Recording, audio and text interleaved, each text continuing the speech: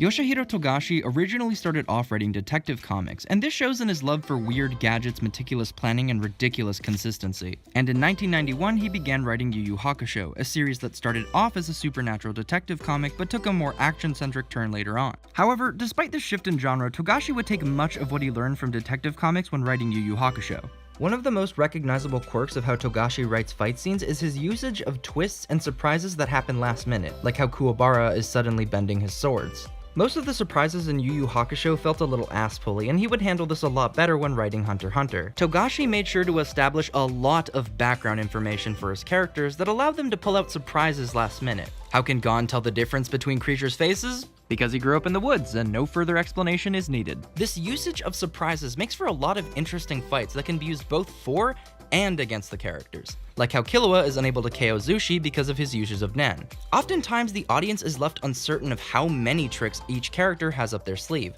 such as when Gon fires a new technique, but then only uses it as a cover for a backstrike. Togashi tends to make sure that he never uses the same trick twice, and this keeps the twists interesting and unpredictable. By developing the Nen system, Togashi gave himself an endless amount of surprises to work with. The specialization category in particular seems specifically designed to cover any ground Togashi missed in the Nen system. And with such a variety of different races and creatures, he manages to even subvert that system, such as Kurapika's use of Emperor Time, which changes his category, something normal people aren't able to do. Togashi seems to always make sure he utilizes every single aspect of the environment and characters when handling a fight sequence. This is especially important when dealing with fights early on when no one could use Nen. The way characters have inner monologues give me a sense of how Togashi loves the mystery genre, like how a detective would have an inner monologue about the evidence to solve a case, which might also explain his love for character subversion, which is a common trope in the mystery genre. I think the people who understood this best were the duo behind Death Note, who basically took Togashi's writing style and then actually made a detective